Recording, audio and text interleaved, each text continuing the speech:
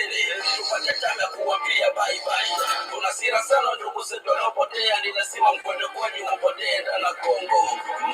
Monisco mkwende tu. Umetumia vitu vyetu sana tu. Pesa iliyotoka mlimupa kitu gani? Kupita barabarani na magari kujivimbisha. Tushalo zungu wenu tunapenda kweli kweli. Shehero ni mafupi kulisha na Mkongomani. Ukozi Kiswahili sani Monisco ikwende. Waona Monisco musiro napata yose. Aye Mungu. Monisco. Tunasema mwenye hatuwataki tena. Monisco. Nabadire duye. Nabadire. Monisco.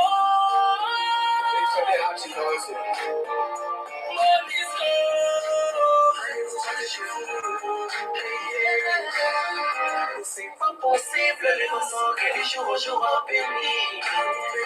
C'est pas possible la Monisco de soutenir nos ennemis. C'est pas possible ton président métier dans mon population quand il s'y pour les enfants, bien comme on vous a fabriqué les bonnes. Cachez-nous la vérité, si nous jettons nos terres congolaises. Sommes la terre anglaise.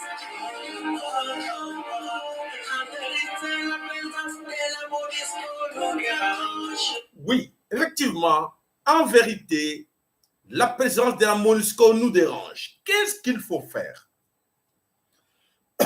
Bolimisi bandeko banasomekolo Congo. Ya solo bandeko toelelo tokolobela bino toloba tokolobela bino. Ya solo été, le danger est là, devant nos portes. Banansomi ekolo Congo wa mesana koyoka lolaka ya Nguluzi Kimbangu. Lolaka ya mamaki pamvita. Lolaka oyo nzambe ya mpungu tolendo otobelenaka. Nzapa, nzakomba, akongo mungali. Vidi mukulu, Mungu baba, Mungu wa milele, nzambi kao, kalunga. Bakombona nyoso na tangi obele nzambo obele moko. Nzambo yo akela yo nanga. Nzambo ya kela na kata mituna biso oto bengi servo. O nzambo ya kela nyonso na matoi, na miso nyonso. Esengeli to yoka, esengeli kota na servo, esengeli to agi. Nzambe wana apesi bino courage. Nzambe wana na Nguluzi Kimbangu dan tungunwa oyo atinda na mabele kolo Congo. Alobi bobanga te botelema. Metoza koloba. Mais entre biso benemi banguna na biso obele biso moko. To s'attacher l'esclavagisme na kati ya mitu na biso. Ezali grave. Esclavagisme. Aliénation ekoti biso ekangama. Toninko bimate biso moko. Biso moko ngana yo. Mutoza kotala ngai malamu. Ngana yo mama, ngana yo papa, ngana yo elenge, ngana biso na bino. Eza ya pasi. Eza ya pasi. Bandeko bolanda lelo nakokende na malembe. Bolimbisi na kati ya télévision lolaka Kimbangu Congo. Ya solo ke tozana problème na caméra na biso mususu e boy vraiment ordinateur et boy moi to sera autrement exalté to sera kaka na lolaka ya Nguluzi Kimbangu. Bandeko bana somi ekolo Congo. Je vais m'adresser à tout le monde. Et vous, nos frères, oyo boza kolanda biso na kwa nyonso ya la province nyonso ekolo Congo. Suivez-moi attentivement, message onaza kopesa bino. Et prenez ça au sérieux. Prenez ça au sérieux. Si vraiment vous aimez cette nation qu'on appelle Congo, mabele o ya Nguluzi Kimbangu, mabele o mama ki palvita, mabele o nzamba pesa bankoko na bino, e bankoko na bino batikela ki bino. Bankoko na biso babunda bitumba. Babunda poete bandimate Congo ezala dirigé na bapaya. Babunda bakufa. Ebele makila etanga pona Congo. Biso ngana yo tolingi makila etanga na Congo te. Tolingi toke na lola na maji mususu. Po baloba ke non, to préparer na biso likamu ya lola, to préparer ya CT, to kipe lola. Oyo ya politique rien. To kolobela bino nyonso to exa bino oyo bakosaka bino na politique na nzambe ta religion. Bolanda. Alors le lot c'est que moi je vous dire aujourd'hui, les dangers est là, ça vous guette. awa na bamboka mindele eza koyinda eza kobeba. Quand nous on vous parlait, bandeko tokeba, mingi bazalaki wana bazako yemba bazako seka, bazako seka, bazaki na misala ba job ezalaki bien, bayebaki pona bango, l'avenir ça continue comme ezalaki bien avant na kati na poto. Mais mingi lelo babani ko luka ko telengana. Na ko sala ndenge ndeni, na ko kende wapi. Oui, effectivement, parce que bozalaki matoyi mangongi, bozalaki ba tetu. Personne entre vous comprenez ce que nous on disait. Personne c'est l'occasion. Et aujourd'hui, vous communiquez au Telengana. Non, vous Telengana Nanté. Tout ce qui se passe dans le Congo, chez vous, là où se trouvent vos parents, Nakati Ambeleko, Bolandanga Bokebi Nyonso Bandeko. Bolandanga Bokebi Nyonso. Ndeko Jérémie, le sac panayo, Ngombe Togo, le sac pana Mama Catherine Bilumbu, le sac pana Irène Amzati, le sac panayo, Maman Nabiso Sibig, Mama Kipon Vita, le sac panabino Organ, Juliana, le sac panayonzo, tous vos alliés et belé, mais Bolanda, bien. Bolanda na bokebi oyo, ezale koye la bino. Et sengo kosi la bino. Na kanisi o nazo lo balelo, et sengo ekosi la mingi na kati na bino. Poete bo sakanaki, bo salaki ba blague, mais ebaniko comme sérieux. Vous savez ce qui se passe au Congo, qu'est-ce qui vous arrive? Et ça, quand il la binon, tous ces plans, complots, au niveau international, bon là bien, au niveau international, tous ces désordres, Oyobapona, Tulombo Acha, ezali un grand complot bien tracé, bien planifié pour y arriver là où je vais vous expliquer maintenant. Ezali bien planifié. Tika bango na des ordres. Tika bango na des ordres. Tout le monde qui est là, ben institution na biso nyonso entre les mains de touti. Et ba touti baza ko détruire nyonso. Baza ko panza tout et biso moko toza mi pesa na kata politique. So yoki bango na ba télévision Congo, yoka ba français, ya miyibi, ya bescro dans leur tête y a rien. Ya koyeba ke ya solo les dangers est là. Tolanda. Mindele va s'organiser, plan na bango satanique, diabolique, ok, va détruire le Congo. Pas détruire le Congo. Comment? Va salir plan na bango, tokocha, un vaurien, on a moutouna ye loko zate, yako bano kenagana ba voyage, azo yemba, azo ko bina, azo ko kena gauche à droite, mboke za kokufa. À petit fait, mboke za kokufa. Et qu'est-ce qui va y arriver? Bande Kobolanda. Et loko zo peut parler le biso ezali. Parce que les lots montagneux sont congolais, toi, le non. Les balouba, c'est fini. Balouba, il faut c'est fini. Et c'est là qu'il y a un plan parce que balouba, qui est infiltré par les toutis. Touti va encourager balouba, va pousser balouba. Non, biso tourne, biso va pousser bango, mais va pousser bango en erreur. Va pousser bango en erreur, wana, oto, to fout en gana yo to rouler la bolanda. Alors, Kao est salmi partout, na Katiaka Saï a pris des balouba, non, sur la plupart, majorité, Tonsi, Touti, na Katia, Moujibai. Balouba, les roba kimi na Katanga, kimi na Bandundu, kimi na Zambie, kimi na Kasumbalesa, et ça de la Bango. Et alors, qu'est-ce qui va nous arriver? Les grands chaos, Oyo, et ça les préparer à l'horizon, tout ça comme on a yango. Les chaos arrivent. Chaos, et ça koya. Les chaos, bandeko nangai, bozwango sérieux. Les chaos est devant nos portes. Qu'est-ce qui va se passer? Bandeko, désolé, je dois vous dire. Pour makambo nazo sabino e ultimo sika na niveau ya likolo. Bolanda. Les chaos au mindele ba préparer pour être ba comme ça biso na point ya no retour. Alors, et loko déjà koleka, tout ce monde là ba kenda ki Genève, ba fayulu ba yebi makambo yo. Ce qui va y quitter, c'est-à-dire que bah qui n'a pas la comprendre le thème va piéger qui bango. Bah qui n'a qui veut se bango plan au basara que Moïse Katumbi a comme président na mabele Congo. Bah ben go constater que bah Congolais bah télémi, bah rêver que non Moïse Katumbi a repassé. Alors bah zo passer na plan B na bango. Plan B les chaos partout. Plan du chaos que ça partout ok moko na biso a constater yango que non il y a plus rien ne va en RDC Congo. Qu'est-ce qu'il faut faire? Les chaos, il faut qu'on ait une solution mususu. Solution mususu ezali liboso na bino. La solution bako tia Congo sous tutelle ya Nations Unies. le plan oyo bango bazosala plan B bakotia Congo sous tutelle ya ONU. La MONUSCO est là azogete que le chaos oyo bazocréer moko na bino s'en sortir nango te akomona ah non non non non tokoki te. Voilà les derniers mots tokoki te biso moko. Oui, effectivement, ça prouve que bokoki te Chulomba beta kitolo na bandeko na ye, oui, toko diriger Congo, bakoki te batiki Congo na maboka batuti barole na Congo. Tokoki te tala nyonso zali par terre. Tokoki te l'armée, on n'a pas l'armée, les institutions utilisées, deux alliances na maboka batuti. Donc na biso moko nous sommes incapables de diriger le Congo. C'est là où oyo ba tout ba mindele plan na bango oyo uti na Atlanta Concile, oya Peter Pam, il y a balkanisation du Congo. Oyo ba te balkanisation du Congo bazo mona chama mobulu alors faut bazwa Congo sous tutelle. Et wana ba no pesa bino ba biscuit, ba no pesa bino ba mai. Oui, voilà quand même. Oui, biloko ya kopola, ba bino empoisonner bino. Parce que c'est comme sous tutelle, il y a plus de gouvernement est allé entre les mains. Il y a Oba Bengi, nouvel ordre mondial. Ah, ça. Vous avez compris.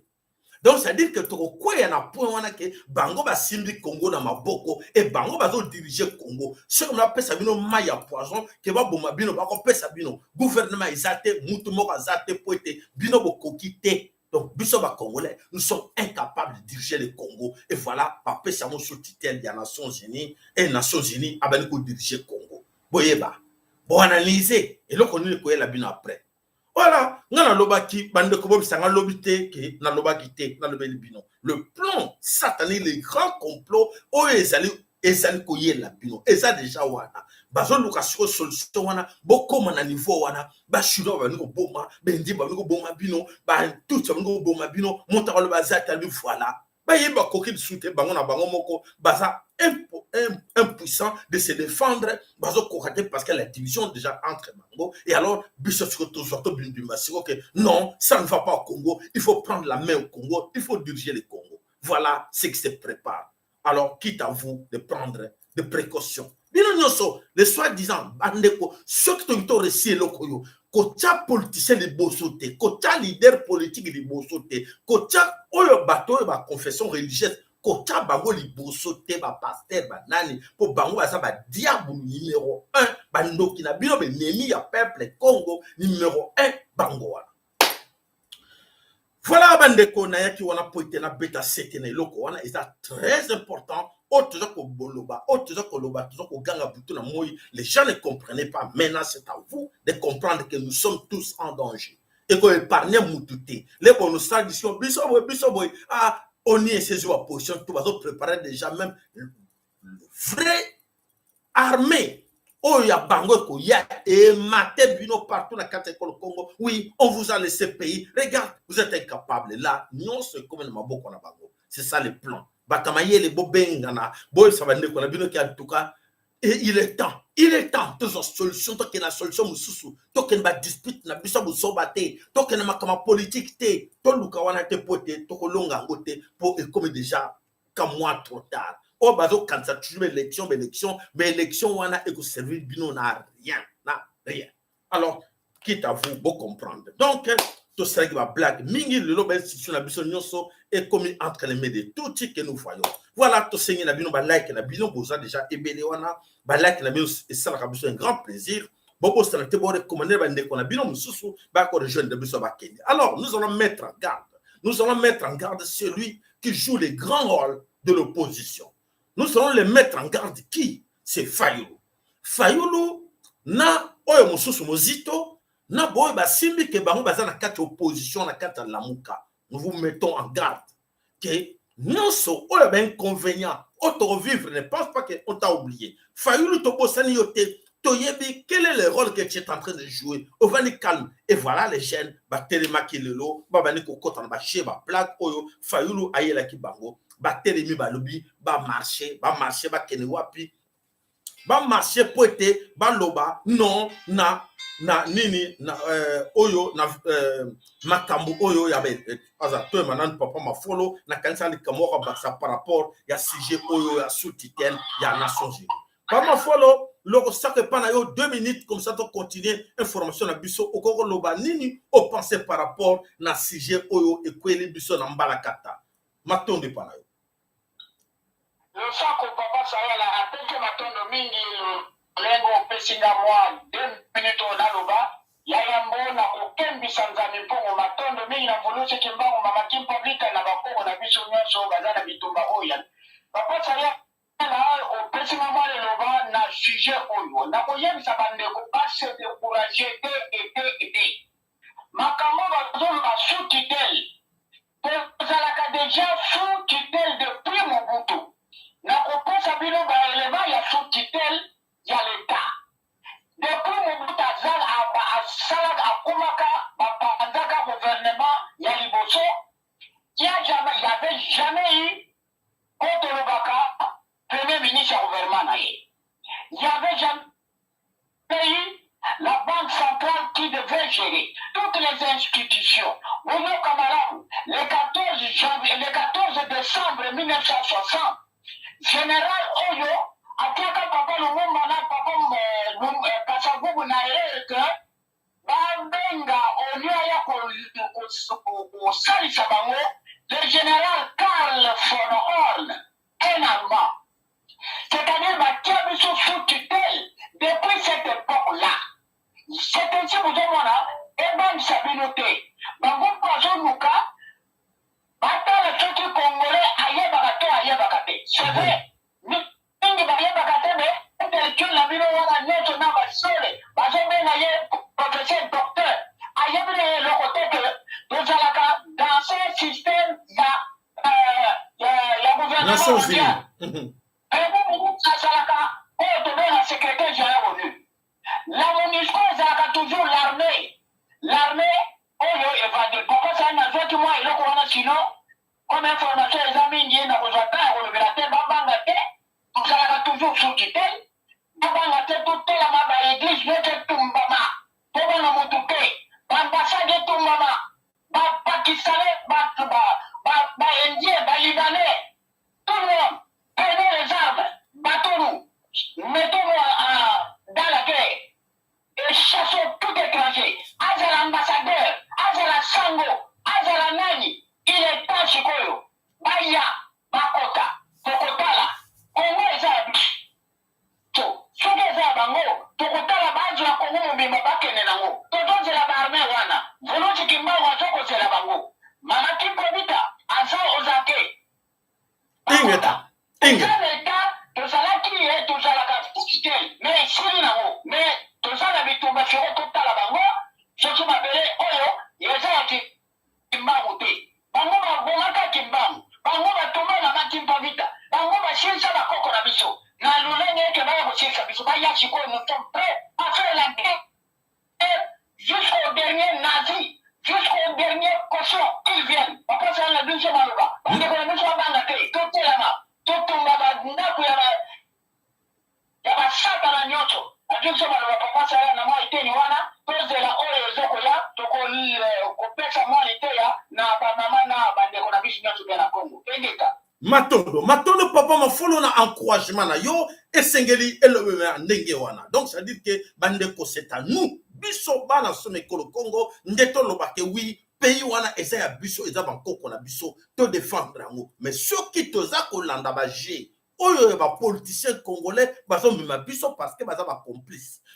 complice na kati ya makambo na pona bango c'est bien parce que ba proposer bango là dedans restez toujours là comme vous êtes en position vous nango toujours ko sunga bino baba no sunga bango ndenge ba liaka mena ndenge papa fol pay out koloba donc ça dit que pour nous encourager pour vous encourager que to bunda biso bango baza ko banga que to na nouveau toujours que nango le chaos est déjà là mais biso to prouver bango que oui on a compris que vous avez créé le chaos et dans ces chaos que vous avez créé bino boza banani boyebi bango boyebi ambassade na bango boyebi ba église na bango o ba créer pour ba l'accès biso peut-être ko na ka bamba na chaos ezala ozalaka pasteur ezala ozalaka évêque ezala ozalaka nani avant tout tie congolais tie be na Congo yebaka ngo liboso ozali be na Congo erero ozosala yo kantike oui comme patron na ngaza mundele apesa nga ba ordre yebaka te alingaka yo te patron na yo wana Fayoulou, yebara ke ba, oy ba patron na ozo croire sur bango, ou la communauté internationale parce que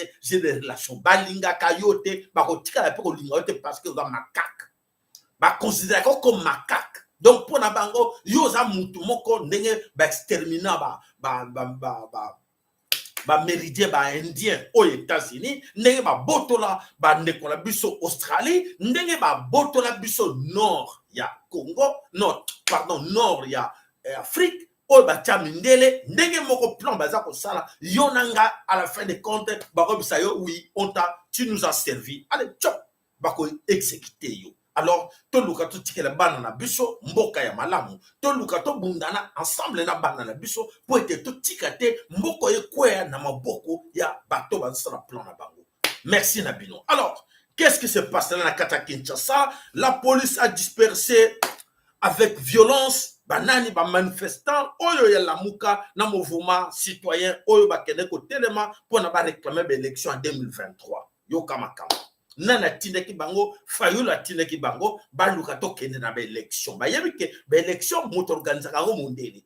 Plan na ba élection para pona Fayoulou azo kanisa kende bazo ko espérer ye bazo kosaye ke to kende na ba élection yene moto ko gagner ba ko tie président Fayoulou ezama wa mingi. Naka bande ko na biso toza kolobela bino so boza koyoka te to sengi na bino bo fongola nan mato bo comprendre que l'élection nyonso o esalamaka na monde ezalaka contrôler na ba oyo ba occidentaux ba organiser kango pour na intérêt na bango et non pour na intérêt surtout à vous les Africains botala o eleki na kati États-Unis. Alors na kanisi owa Fayoulou azo préparer bino pour être boluka moyende bo bana encore bitumana 2024 la vérité de Zion. O azo lobela bino ezali ke pour préparer bino ndenge ni kaka ndenge boza ko ganga wana. Nous les élections pour reprendre encore en 2024. Oui, la vérité de Zion. Je sais que ça va y arriver beaucoup comme wana. Voilà, et ça passe mingi pour na bino parce que vous ne comprenez rien.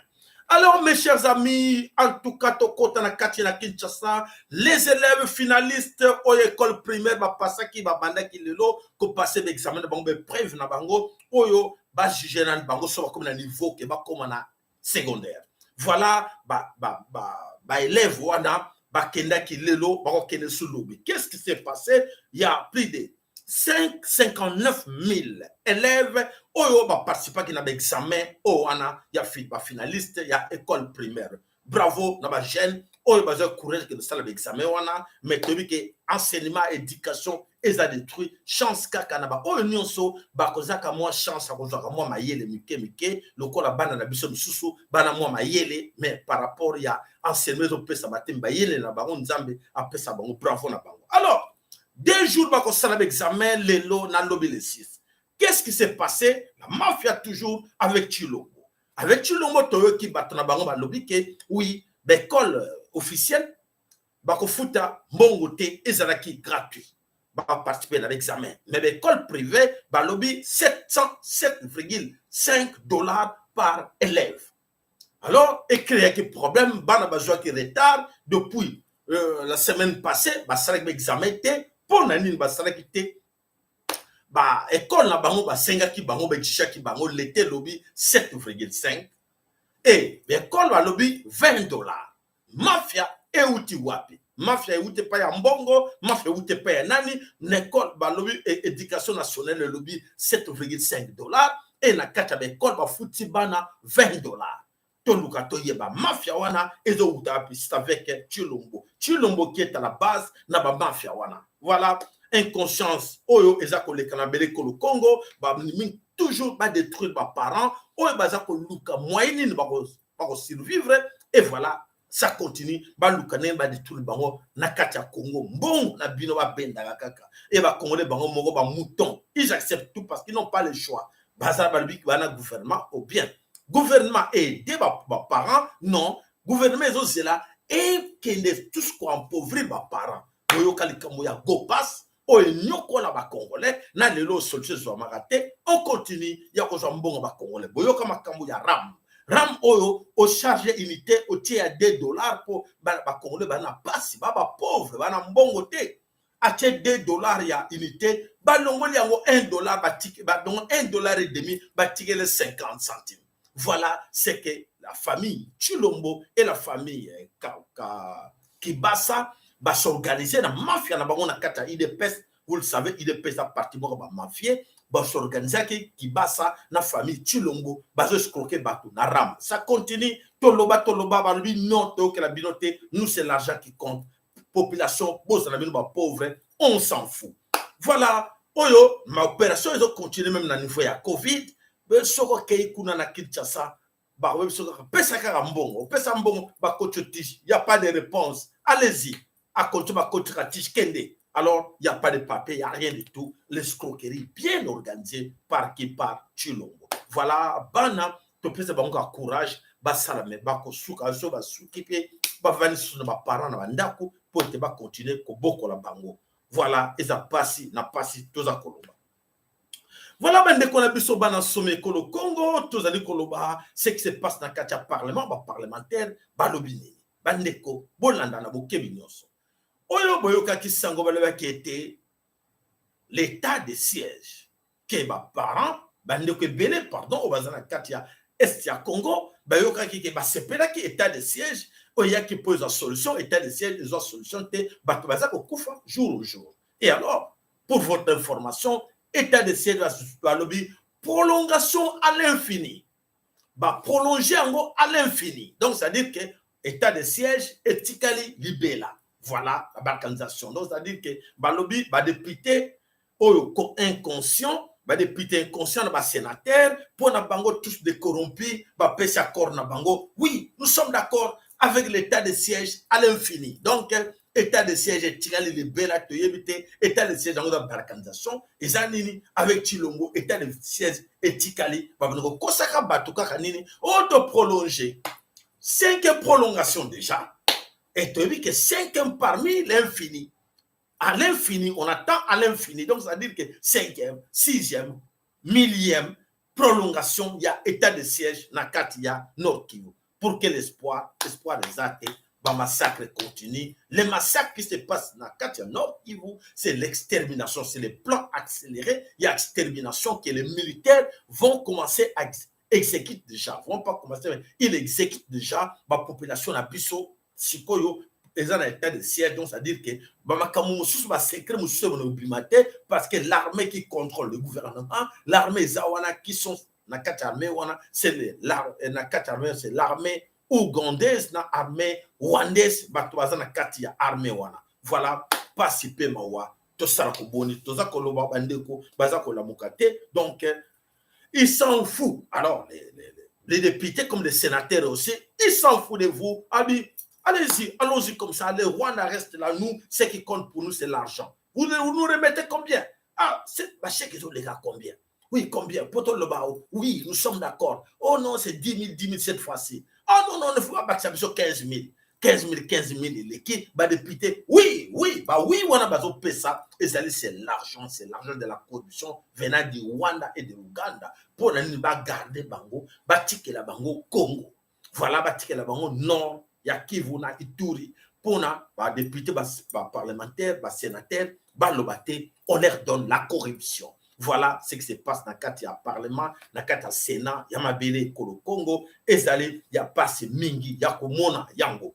Alors, to mekana nuto lukapel susu to koma na kati na ba makambo mususu oyo ya ba fait divers oyo zo lekana Mabele Congo, mais tozo kinango kande to mesana ko pesa bino ba information oyo nyonso ya plan ya Ematuti. Alors, boyiki ke ba fetaki 100 jours na bango, il y a gouvernement Ematuti na Mabele Congo ba confirmer que oui, il y a solo ba congolais bazana bango ba pité ba tikele biso 100 jours les 5 mois ba zaki test et c'est là qu'il les test gouvernement wana ya ba rwandais ya sama sur le kengo sur nani ba sala qui test. Alors confirmation yeke ba sepele makase que surtout les intellectuels congolais va comprendre na bango wana bango ba salité baza ko sepela makasi pour être ba réussir ba congolais ba tikali au moins 100 jours déjà au va passer et ça les bango un grand plaisir ya ko mona ki ya solo ba réussir yango. Alors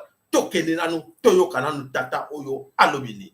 C'est pour cela alobaki que bon, voilà il a une expérience avérée et c'est ye moto wana FCC aza na mayele awape classe nini asala azala na expérience avérée. Seulement pour lui, il ne connaît rien du tout. Ye moko bongo mabanga eloko moka yebi quelqu'un depuis sa naissance, il n'a jamais travaillé, il ne sait pas comment traiter les dossiers, il ne sait pas comment un signataire basala nango nini. Donc c'est pour cela tout il demande tout pour moto ya zotu na mutu na ye eza nyei. Alors yende kutu diarrhée na mutu na ye eloko moko te. Mais kosala mnefiske mise en place pour la STO basi batomboki balobi non il faut basoda basali ba 10 ans 15 ans mona basoda na police basa la place moko 5 ans 10 ans police a kosa la place moko te 5 ans 10 ans. Hein? Donc il ne sait pas faire une mini mise en place, rien du tout. Mini mise en place, c'est tout ce que nous demandons. Mais Cordo, mais Motoana Vandagi na poto, alors ça la moi bakuru, kunate ni tout ça, donc il comprend rien du tout. Na mutu na ye nyei ka kovimba vimba ka le quoi gorodo, mais le côté na mutu na ye vraiment. Hein? Mais toko suka ndenge nini mboka munene boye kozala na moto bolole boye, mais toko suka comment?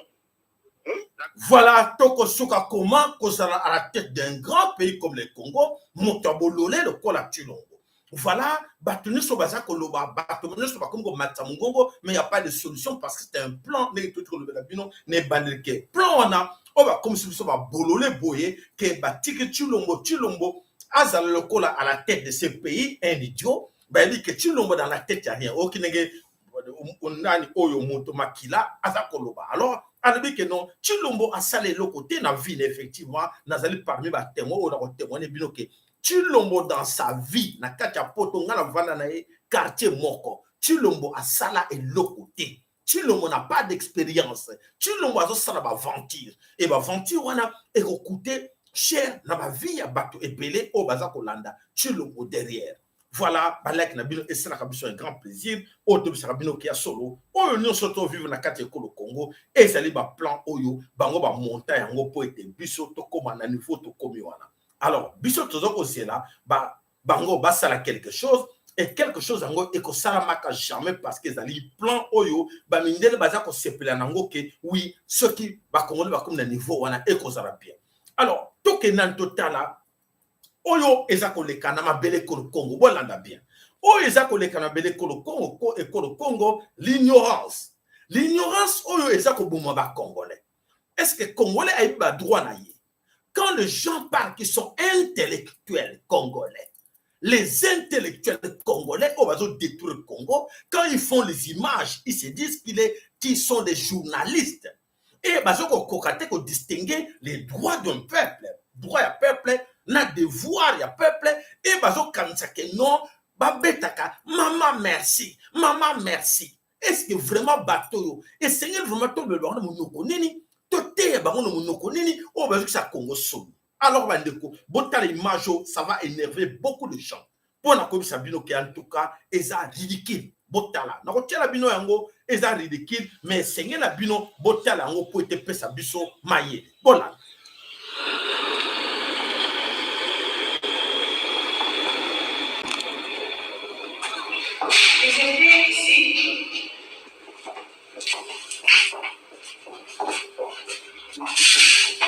Bato ko benga baka mayele botala. Oh, je peux répondre là. Hein? Nako. Wow. Oh là là là là, Dieu merci. Oh là là. Aujourd'hui, je suis vraiment venu tourner le tout dernier épisode de ces feuilletons, mais que je vais tourner avec des larmes, des joies cette fois-ci. C'est pas la première fois que Nazos Loubé. Je voudrais vraiment ici, encore une fois, dire grand merci. Alors, très très grand merci à maman Denise Diakiro Tshisekedi. Maman, la main sur le cœur, sincèrement merci. C'est vraiment parfois pour des choses comme ça que nous faisons ce travail. Donc, les lots de Lumsana pour l'hôpital, ça fait 2 mois. Alors, 2 mois qu'il est ici. Et comme je l'ai souvent dit dans mes émissions, il a été totalement pris en charge par la fondation de la très distinguée première dame Maman Denis Diakité. J'ai vu certains actes que les médecins ont posés ici qui ont coûté dans les $15 000 américains. Je parle de $15 000 américains. Si je dois vous étaler toute la facturation, médicaments, nourriture, que la fondation et la très distinguée première dame a pris en charge, les amis, ça se chiffre en termes de dizaines de milliers de dollars. En tout cas, Maman Denis, je vais te dire très sincèrement, maman, très sincèrement, merci.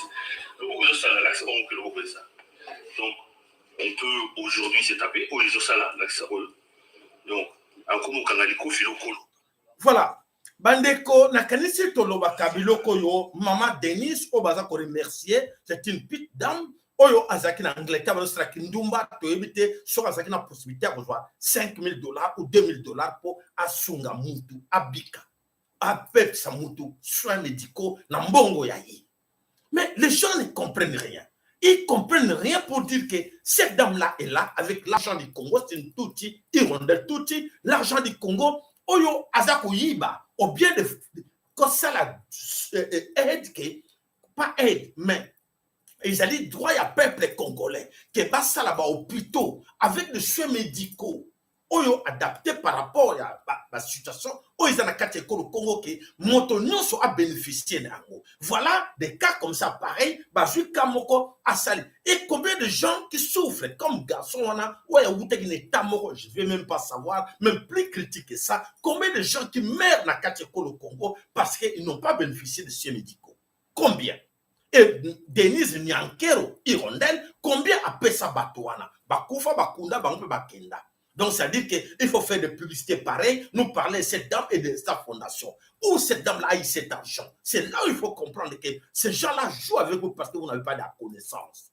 Comme vous n'avez pas la connaissance, vous pensez que Azu Mbongo na ye apesibino Mbongo ango Denise Azu ango wapi. Et c'est vos droits, parmi vos droits, que oui, bon bénéficier de ma soins médicaux, comme moto, nous sommes bénéficiés dans parce que Mbongo école Congo, bazo yiba, bazo escroquer, bazo que ne bon baron ba paradis fiscaux, n'a pas mboka monsieur Soubino, bazo konyo comme c'est votre argent en vous. Ça ne sert à rien de faire de publicité pareille ou de nous dire que oui, à ça quelque chose d'extra. Mais elle a volé l'argent du Congo. Où elle a trouvé cet argent? C'est au Congo. Elle est venue main vide avec le trouver au Congo. Pourquoi de ne pas faire des hôpitaux, des centres médicaux où nous sommes bénéficier de soins ou CPS ou aide sociale, où nous sommes bénéficier de oui, la publicité parce que nous avons poto, nous avons beaucoup de monde que reine m'a tellement lobby. Ah, merci la reine. Oh, merci maman présidente. Non.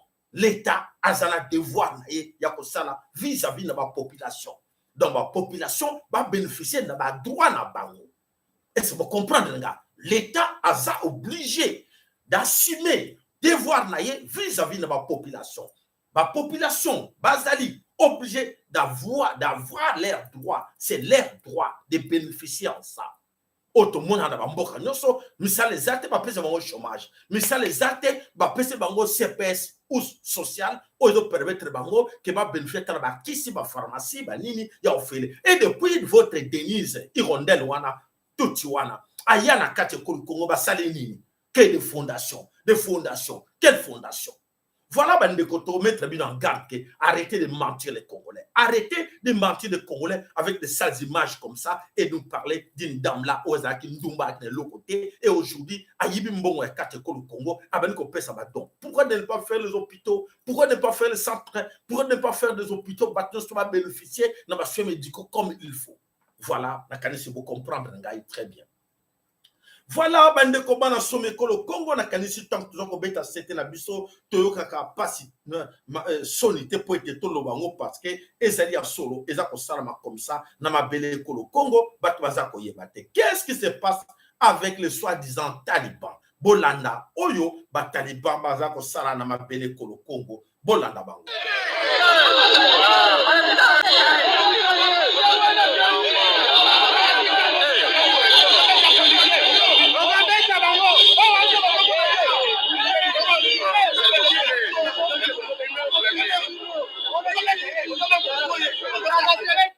Voilà, les talibans se permettre à toute impunité, il y a quand même no policier zo banga bo mo policier zo banga ba ke dans ngala ba bino aza moluba moye ba kedene musla yezate policier ye moko andimba bête ba pat moi si en plus ba bête ba to ko beta bango donc ça dit que to ko nyata bango oyo eza ko lekana mabele ko Congo toka ujobo Maman Julienne Mbota gouvernement wana ya mpiri imatuti premier ministre azali tuti bazwi ba poste clé stratégique pona kolekana na balikanisation gouvernement wana ya bawarion lelo bazali kosepela na Kinshasa na malhonnête na bango tintuntu angwalima 15%. Lelo mercredi le 4 août 2021 bazo fêter 100 jours na bango yebisanga sikoyo na 100 jours bango basali réponse sociale ni économique oyo ba répondre na besoin ya peuple. Tala ndenge baza kobimisa mbongo na journée ya lelo batia na bapoche na bango pona bakotisa wana ba banque na bango ezali mawa mingi ezali pasi mingi ko humilier un peuple oyo aza ko vivre na journée moko na 0,33 centimes de dollars américains. Bazwi bana ya ba Rwandais nde baza koyema nzembo wana na église oyo ya b'impérialiste catholique nde baza kofungola bango lolemo milai po bamela ba communion. Mboso ye wana tala se concentre komi lokola mo Kristo nzoka nde bazali ba assassin bandoki ba criminel. Ye Jean-Michel Konde wana Rwandais wana waza premier ministre o batie ye na gouvernement ya mpiri ima motuti eloko nini nasali pendant 100 jours na Congo yo utozala na Kinshasa wana eloko nini oyo moni changement pendant 100 jours oyo ba Rwandais bazwi ba poste clé na gouvernement wana kobanda na ye moko premier ministre Jean-Michel Sama Konde. Est-ce que ba Congolais baza na miso komona to mato ya koyoka pona nini ba Congolais bali kobima na balabala te? Est-ce que na Congo tozalaka na peuple to tozalaka na population? Soki tozalaki na peuple na population tosi tobengana ki bantivalere oyo na bamediocre na mpiri ima oyo baza kokolonize biso na kati na mboka oyo babotoli ba institution nyonso ya mboka. Grave. Je suis en colère. Ezali ngai papa Mosakoli guerre chef de guerre nazali na kati ya révolution meurtrière. Il faut sila na babo na révolution meurtrière. Merci Papa Mosakoli. Nakanisi bo comprendre message oyo Papa Mosakoli a pesi biso. Alors tokende to mona na niveau nini o tozo kita na si. To tchela ki bino image moko na tongo lelo na kati ya chaîne na biso na kanti bo mona ki ango oyo deux soldats ya force aérienne bazako bunda. Oyo na kanti mweto zo sango suzel po botala ngo eza na kati ya chaîne. Batuana mibale capitaine moko na major bazako bunda. Alors capitaine na major bazako bunda na yeko mona ke ya solo omoni moko inapte to tiena bino image mususu ya la police toujours botala ce qui se passe avec notre police botala na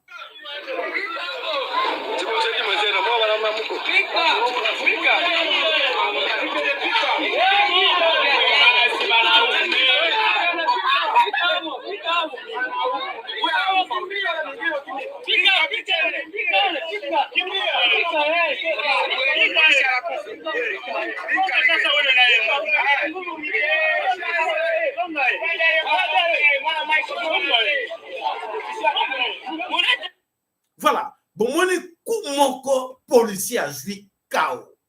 Eloko nini oeza koleka. Bon moni mususu wana na moi totiela ki bino yango, bon mona ki yango.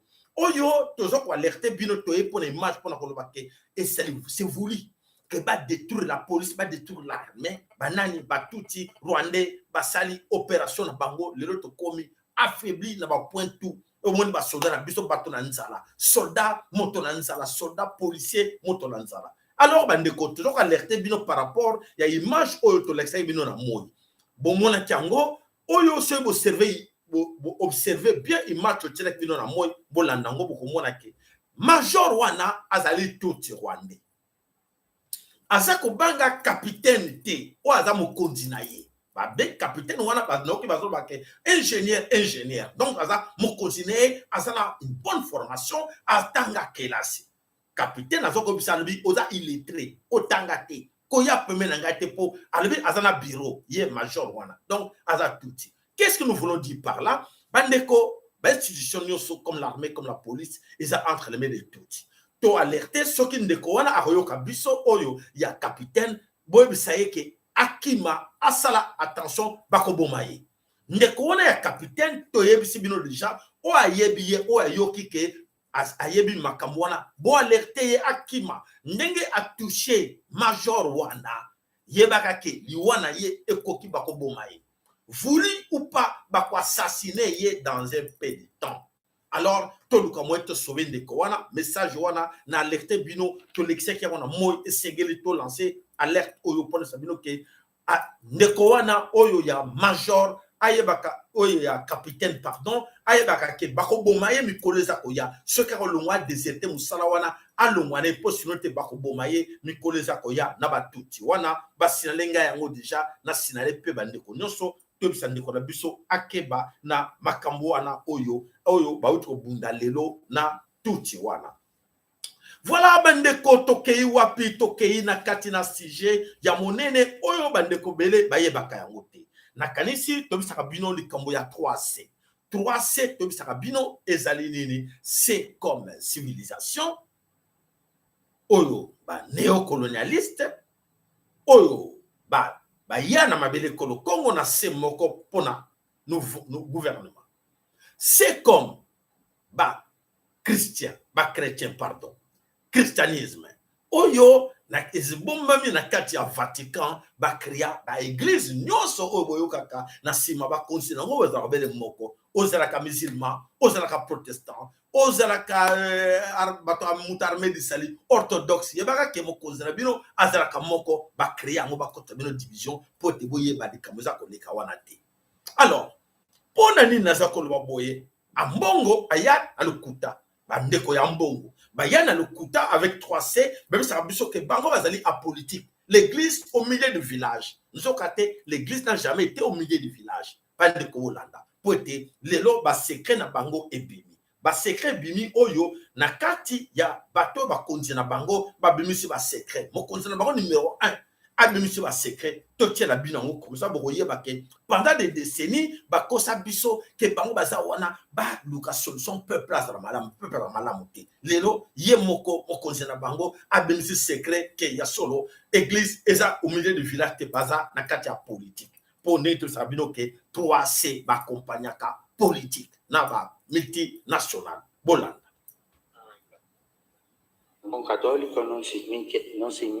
Tant de fois nous avons entendu « Un bon catholique ne se mêle pas de politique ».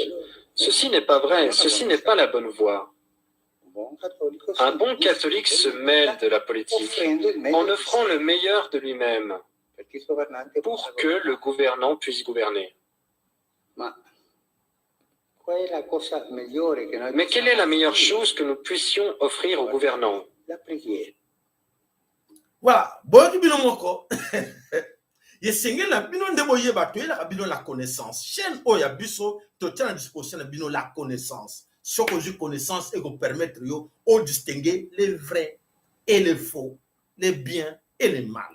Oyo nzambe ya mpungu tulendo abaniko kanga bango abaniko pusa bango bon laksa bino ke ya solo bayaki wana tenenge bakosa bino ke baza basaleli ya nzambe baza basali ya nzambe te bakotika la jamais kozala basaleli ya nzambe po ete nyonso basalaka na mabele surtout na bele kolo Congo to pe na Afrique mobimba ezalaka plan ya nzambe te ezalaka lokuta Polanda o to eli bino lisusu voilà.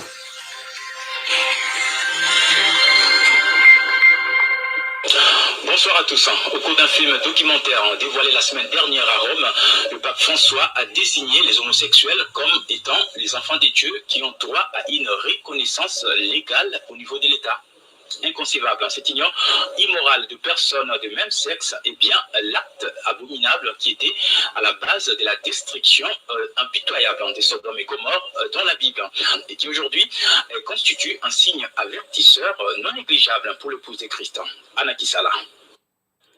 C'est la première fois dans l'histoire de l'Église catholique romaine qu'un pape plaide pour un acte homosexuel de solidarité. Les personnes homosexuelles ont le droit de faire partie d'une famille. Ils sont enfants de Dieu.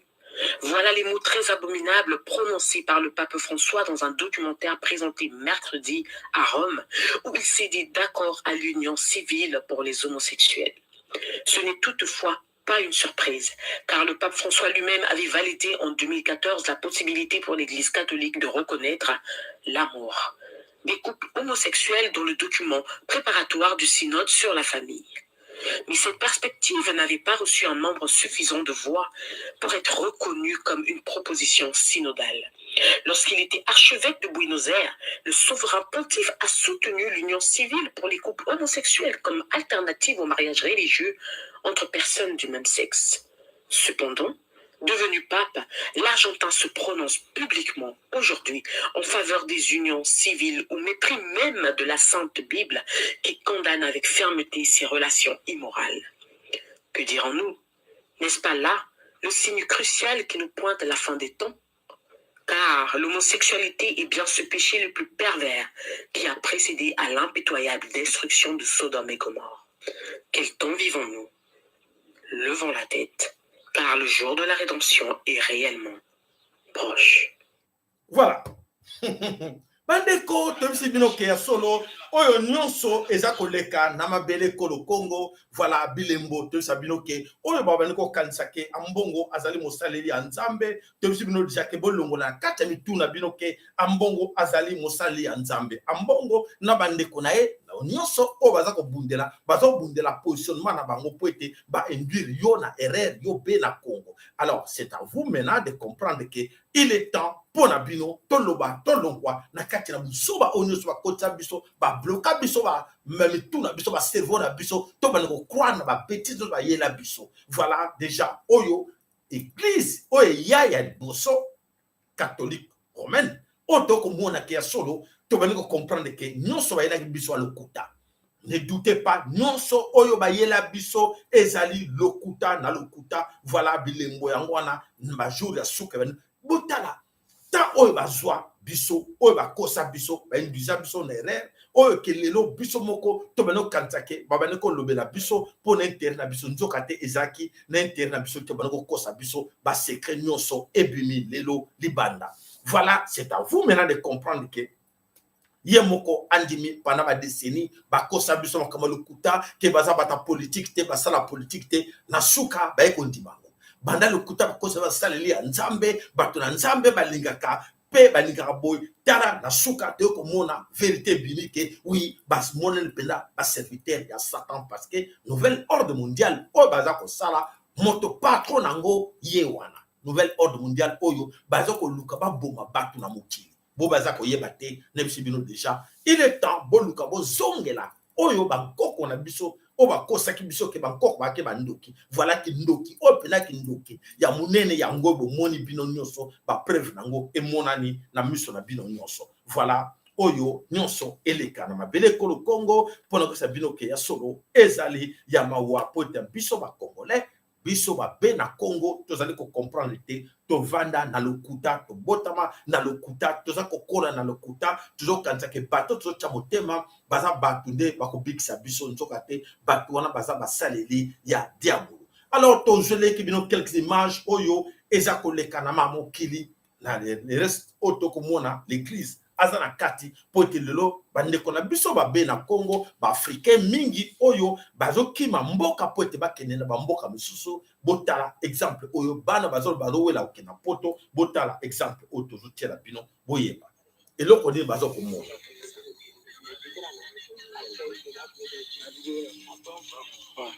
Le Boza, ici sont des épais. On est comme ça en train de choquer le désert. On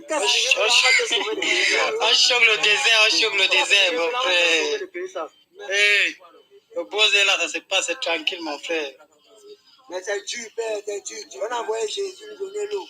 Je sais venir nous sauver. Il faut dire comme ça. Je veux venir à nous-mêmes. Mais un conseil, ne faites pas ce que nous faisons. Un conseil, ne faites pas ce que nous faisons. Ouais. Un conseil, on est là au désert. On va souffrir faire ce que nous faisons. On ne peut pas dire à quelqu'un de courir le risque là. On ne peut pas dire à quelqu'un de courir le risque là. Une semaine déjà dehors.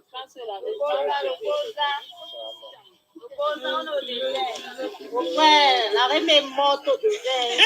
Comment je te parle de la vie, je n'ai pas compris. Comment c'est quoi le marché du type de la mémoire, les femmes? Attention, je pleure. Ouais, Boza.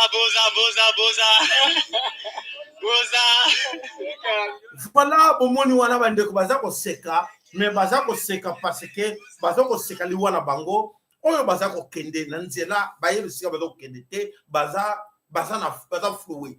Baza na kati ya désert, ba mingi ba kufa déjà na kati ya désert na kanto laksa ki bino image mususu auto laksa bino ngobola. Un danger permanent. Qu'est-ce que ça, c'est une vie ça? Comment vous ne voulez pas votre vie? Mais vous voulez vivre non pour aller en Italie. Mais vous risquez, mais ici, tout ce désert-là, c'est plein de corps de migrants. C'est plein de corps de migrants. Est-ce que ça vaut la peine? Non, c'est pas bien. C'est des dangers partout. Partout, c'est des dangers. Ici, avant que vous sortiez, nous, on va vous ramener. Vous allez retenter. Ils vont vous abandonner. Vous allez mourir. On peut vous faire visiter les cadavres. Chaque fois quand on circule, on trouve des corps, on enterre. On trouve des corps, on enterre. Est-ce que ça vaut la peine? Et puis là, c'est le mois le plus chaud. C'est le mois le plus mortel, le mois le plus mortel. Now, May, is the month, the month, the hotter month in the year. It is the... Voilà, bandeko, au bien beau bundele kolo Congo, les jeunes se mobilisent en partant au Maroc, à partir au Maroc ou à partir d'Égypte, bon, Katabo na Italie, mingi bazongate basila bakufa. Ou bien bozana kate kolo Congo, botiki mboka na bino, ba indien lelo, ba ju place na kate kolo Congo, banani ba chinois, ba indien, ba libanais, ba ju ba place na bino na kate kolo Congo, na kate na Afrique, bino bozoko bima. Ezo seple sabanga de tigra bamba kende. Paradis, bazo kima paradis, bazo luka paradis, kuna paradis, kuna zali enfer. Voilà, tozo pe sa conseil pour être, tu as quelques informations, mais faut que ben na mato ina ba jeune, bunde les colonos la outil, surtout les colonos na kati na est, au bazo no kosa bango, to comme ma bino, ba ONG, bazo de faire déplacer des jeunes. Ou bien ba jeune bon mobiliser, non, pays à biso, comment bino ba étranger, boye na pays na biso comme ba milliardaire, na pays na biso. Comme Batokolo Moïse Katumbi, ayana zéro à comme milliardaire. Batokolo Hippolyte Kanambe, ayana zéro à comme milliardaire. Batokolo Denise Nyankoro, famille Mobimba, pas comme un millionnaire, bientôt un milliardaire. Mbongo na bino ba congolais, kaka bolingi facilité. Ou bien to bundele kolo Congo pour être to benga ba étranger, biso moto sala mboka na biso te, bolingi conseil te. To pesa conseil, on to senga na bino alo limiter ça na biso wana, to senga na bino ba like poto ya ka ona pona bolingo. To ça nango biso na bino. Ceux qui to pesa les conseil te, moto mususu ako pesa biso conseil azate. Ya on to benga to benda ka bino matoi po ete moko na bino ayoka ayeba nini toza ko sala po na mabele kolo Congo bandeko avenir eza na Afrique avenir eza na mboka na biso na kati kolo Congo eza na poto te na poto avenir ezate bandeko bakenda mingi bazonga te basila bakufa kuna me bakobisa bino teke bakufa kuna bawasire bino kake non boya bolanda biso nga na koma bien andeko bokeba wana zaraki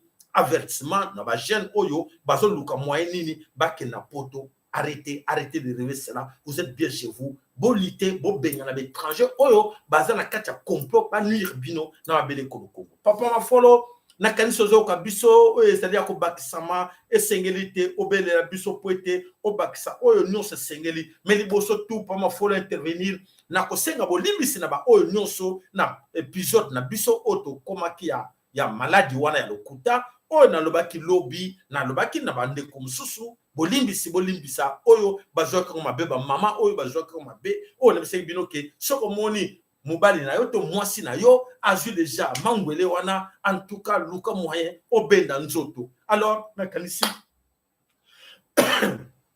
bolimbisi na sengi bolimbisi parce que nazalaki trop ferme na maloba na ngai il fallait papa ba mama ebele ba leli papa den lobi boye bolimbisi ba mama.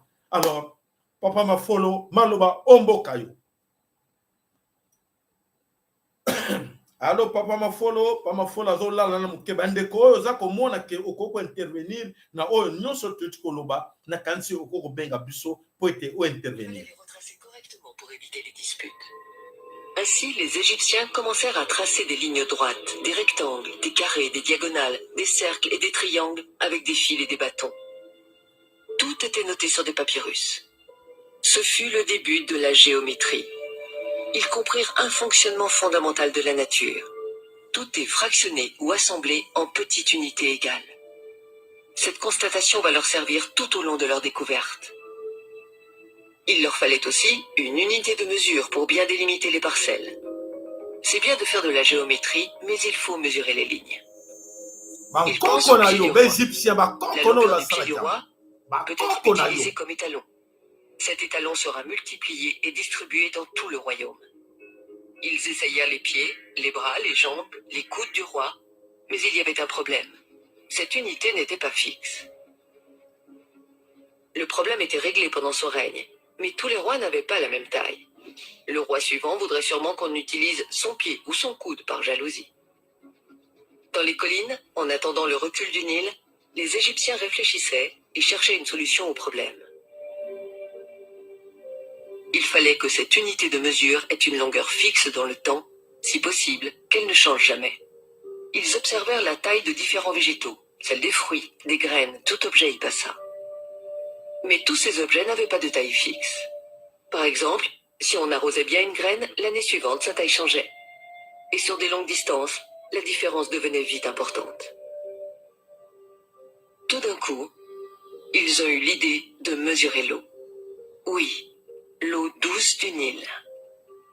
Ils mesurèrent une goutte et ensuite une autre. Elles avaient toutes la même taille. Du bas Nil jusqu'au haut Nil, les gouttes avaient la même taille. Ils remarquèrent que la taille de la goutte d'eau ne changeait pas année après année. C'est génial. Les Égyptiens ont trouvé l'unité unique. Le diamètre de la goutte d'eau sur une surface imperméable, comme du granit ou de l'alabastre, est constant. Il mesure 1 centimètre. Aujourd'hui, ils vont nommer cette petite unité doigt royal. 10 gouttes d'eau, soit 10 doigts royaux, égale une main royale. 100 gouttes d'eau, donc 100 doigts royaux, ou 10 mains royales, égale une jambe royale. Voilà, bandeko, totelebino, comme moi, extrait wana, pour vous dire que bon, aliénation mentale, on est bino, pour vous dire que dans Kokona Bino, les Égyptiens là, ce sont vos grands-pères, vos grands-parents, pardon. Vos grands-parents, Oyo, Bazali, ba maître, ya Otobe de Daka, berceau de l'humanité. Science. L'origine, il y a science. L'origine, il y a Nyonso, Euta, et Païna, yo. Ban Kokona yo, o ba finger pour ba décourager, ba longola yo, ba nettoyer au cerveau pour dire que biso ba ba yela ki ba apprendre ki biso, o ba le kuta, Nyonso Euta na kati Égypte, ban Kokona yo, o ba finger kabandoki, sont tes grands-parents. Oyo ban koko ya biso ne batu ba bota nyonso la civilisation o nyonso o to ko mona lelo source ya nyonso ya humanité ya nyonso ya science ya nyonso euta e pai ya ban koko na yo. Voilà bolongo la aliénation wana o ba kosa kabino ke bozana histoire wana ba égyptien noir oyo ba yeba kate boye ba yango lelo awaza chaîne pesa kamayele. Voilà pas ma follow le sac pa na yo maloba omboka yo.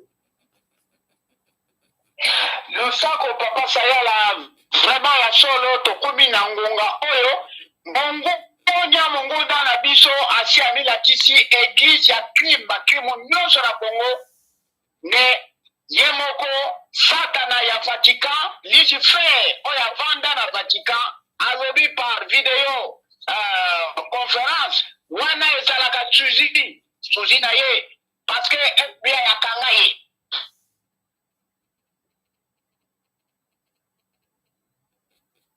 Bandeko bitumba na biso eza lisusu ya kozonga nsima te kotumbama bao nyonso bazalaki kofinga biso lokola balobelaki kombo ya ambongo fraudulent soko boyebi ambongo travail produit soko boyebi ambongo azali nani alors bamosusu professeur. Mais on s'en fout de son professorat, doctorat naye nié. Et là, on est à d'autres dans la Congo. Il y a Azali Rosie Christian, Azali franc-maçon. Tobanga ba batika na bazo kabilango. Matondo papa fono. Oni atia solo. Tokobanga bango. Mako ya midele bapesa ye titre comme professeur. Alors, qu'est-ce qu'ils veulent? Qu'est-ce qu'ils veulent de ce pays? Baïgiza tumbama. Baïgiza tumbama ndeko. Mboka iza ya biso. Mboka iza ya biso. Tobanga te. Munduki yokolela te. Bishinda totelama. Nous avons cette notoriété. Yakubena na mungunya nyoso. Ambassadeur pakistanais, chinois, tutsi, rwandais, église tumbama. Toujours senga na ba pasteur nyoso soki ayebi kaza congolais. Uzairwa likamote. Boyebe sika tokomi. Bosalela limongo. Suko eza chucha mongo te. Choko zali mwana Congo. Tika kokosa bato. Totelama elongo. Topanza ba église. Pour lobby. Ndeto kobuka mbuma. Ya pasi ya bitumba na biso. Bino ba pasi soko zalaka Congolais. Mokristo azalaka isusu te bokosi ba mama na biso pe mingi. Boboti se ba mama na biso na bilenge basi pe mingi. Chikoye kuki. Yo nani frère Patrice tika lokuta. Oba lobaka laisser les morts, enterrer les morts ou pleurer les morts. Tika lokuta, tika lokuta, tika lokuta. Zametunga zomo na yo. Bonse kembanga zomo na bino nyoso. Ba o nyoso ba koti na nzela ko ya sima ya mapaya. Boye bakamalamu. Bonse kembanga lobaka Congolais nyoso akusalisa mopaya. Yepe akuzwa fimo ya kekele. Bomoni lukula ba musewo ndenga bazokeni. Alors, totelama bitumba otobangi la mote. Bango bazali banzambe te. Yonde ozali nzambe. Totelama. Tobunda. Tokanisa na bakoko na biso. Tuluse kemba wazali. Mama kipavita zali. Bakoko nyonso. Basi batelemi. Etikali kaka ngonga na biso. Choki mamoni kaka. Église banoko tumama. Choki mamoni kaka. Ambasade banoko tumama. Bino bara chango. Bobuka pole matete. Bobuka po. Bocha explosif ya bukana. Chuka totala choki ba okene wapi. O bazo kosa biso. Que bazwa moka sous-titel. Ezalaka nango sous-titel. Ezalaka nango sous-titel. Pona nini mboka mobima babanda kokosa biso banda mobutu. Pacifier le pays. Pacifier le pays. Mboka nini ezalaka na pacification ezanga armée. Tala isika bakomisi biso. Siko tolamuka. Lokuta ekumi na suka. Ekumi na suka. Totelama. Tobundela mabele bakoko. Po robine. Toza bakondi. Akomo ya bakoko ya volusi kimbao mama kipa vita nzabi mpongo tolenda mbaza bela za komba na tiki maloba oyo na papa sayala asili sabiso na lolenge bobandaki na lolaka ya volusi kimbao ko bakoko lelo na kutuba bakala biso ayebisa biso watu zokende engeta Matondo papa mafolo ya solo ekeba ndeko tozoko senga na bino na senga kana bino tout le temps.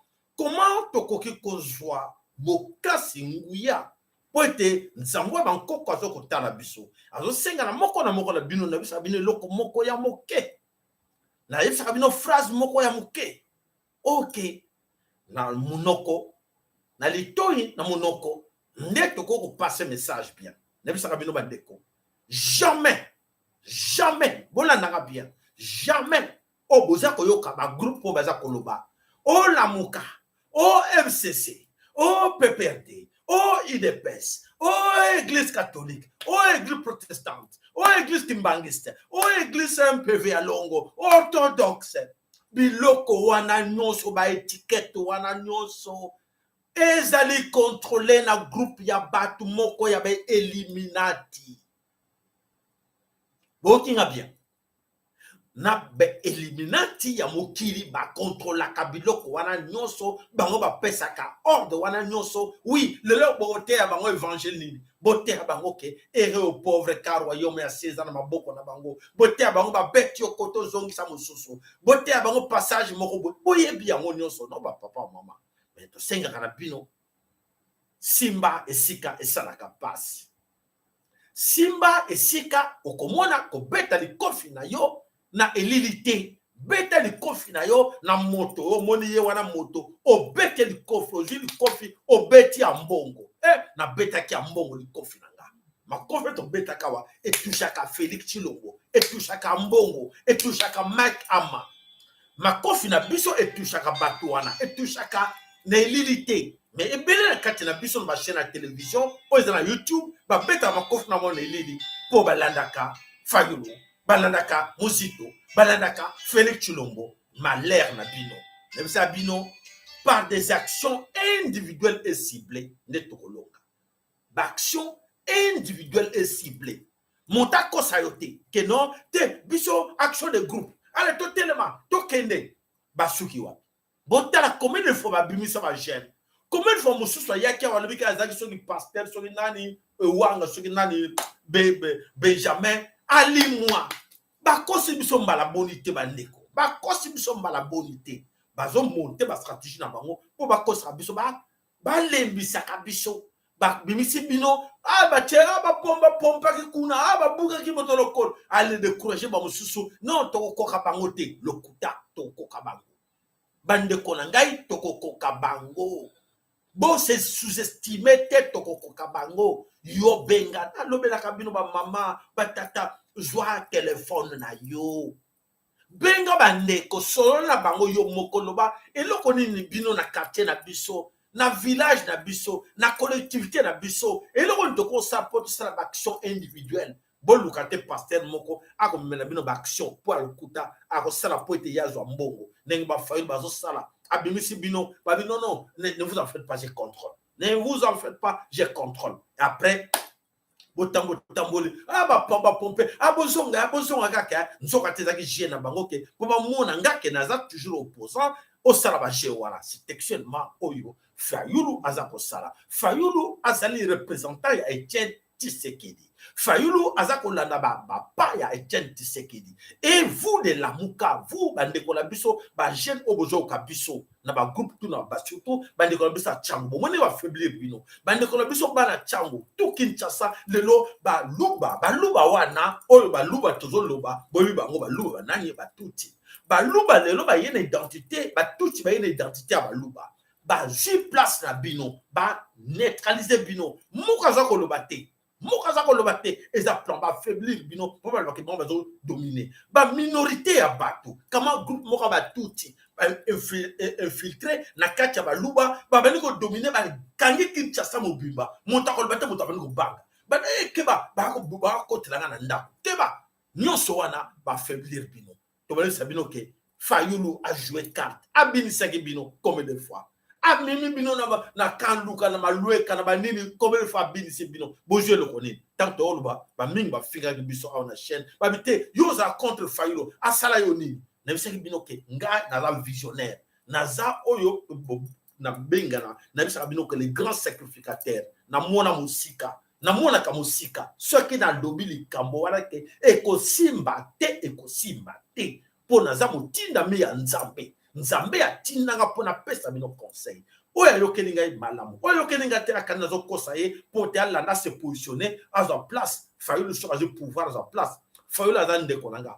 Fayulu na aza collègue nanga musala na mobilo. Na lebela kabino tout le temps. Motali bosa lingo za na sima Fayulu nga. Moïse Katumbi. Oya bozo kawana. Motali bosa zaki alingo za derrière Moïse Katumbi nga. Mais na tango za mo pona. Na lobate bo corrompre nga te l'argent ça me dit rien. L'argent est le belanga rien.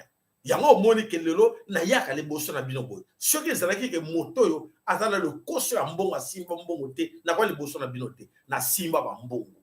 Ya ebele bande konanga boy bi bino moko. Na produisa bor kesa binene ba tata ba lesa basi na ba famille ebele. Moto no citoyen biango o ayebi monde showbiz avec moto wana biso na biso ye wana zoloba. Ba yebi nga très bien. Boy binga.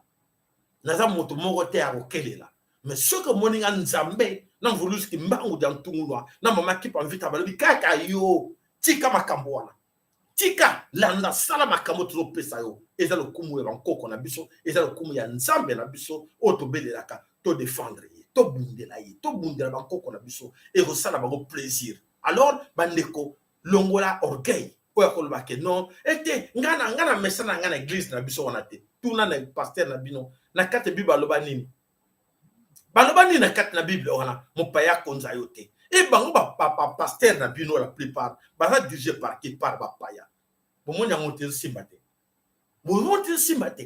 alors boluka boyeba basenga bino prier comme vos ancêtres prier vos ancêtres banani vos ancêtres ngo bano prier o basengi bino bo prier comme ancêtres na bino ba bano ko sambela ba ancêtres ngo nani Pierre Matthieu Luc matondo omboka bino na kanisi aloli mete apesi bino asengi biso tout ba like na biso ba like na bino sera biso plaisir ba don na bino sera biso plaisir bomoni appareil écoufé caméra écoufé tous ça déchaîne mais écoufé nani donateur oya ko sala pe quelque chose pour être solo to sala ka musala pour la nation do yo apeke musala mope ekena ba paromoni dozo bunda na 3-4 jours to monite mutayal bi papa sala je te donne 500 € pour na ou 1000 € pour même te 10 000 € te pour na musala to sala dali ye ko le Congo to soba vie pe abate pele tala appareil moko to sala des caméras musu se kufi ezo salate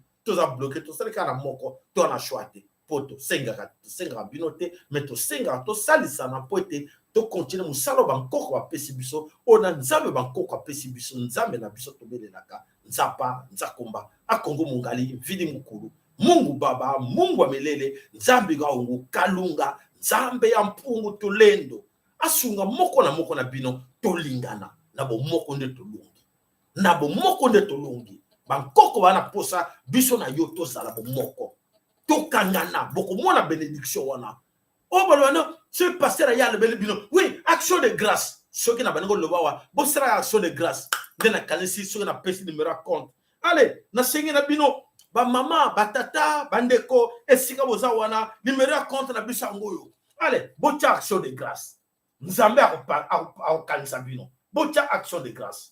Allez, ton petit numéro de téléphone na biso yangoyo bosala action de grâce na kombo ya vuluski mbango na kombo nkoko na biso po ete basunga pe bino po ete bolinga ba passer ba libela bino ndenge wana voilà bande konanga bana somi kolo Congo biso tokolonga je vous assure tokolonga makambe belé silence et koti bonjour à tous le barien na ki na armée nationale du peuple Congo tous le belo côté to valinien musala ezako salema bovanda kaka bovanda musala petolobika kana mukuse ke musala ezali ko salema alors oyo nyonso azana makanisa ko sunga chaîne na biso tolbaka toujours chaîne o azana makanisa ko sunga chaîne na biso bobo sanate obengi osungi chaîne na yo nzamba bankoko ko bosa na oteke osunga kiye na bomoto parce que ils ont senga toloba et senga to futa courant et senga to futa internet ils ont senga ba pareil.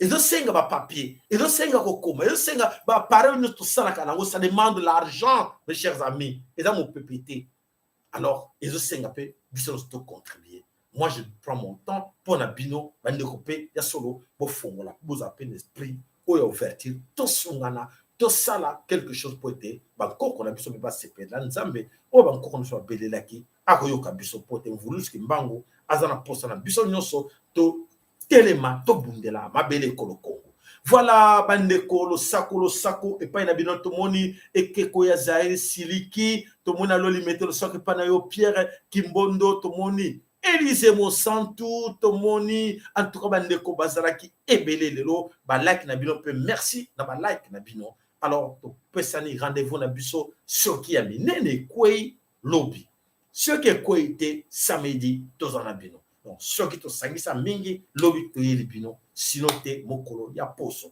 Matondo omboka bino, bankoko na bino, oyo balinga kabino. Bankoko na bino, obayeba ki valeur ya nzambe ya solo. Basengi na bino, bobangate. Bobangate bazana bino. Botene boko mona bato ya mikuse, o bobadeko luka boyoka sango. On a 1954, 59, bata mikuse babimaki. Bata mikuse ngo bazana yo wana. Bazozira yo telema balingi na ngana sokola yo na sokolo na longola yo kolanda ambongo te kolanda fayulu te kolanda Felix te landa oyo biso tuza koloba la chaîne oyo nzamba kozana bino akopambola bino ingeta ibobo ibobo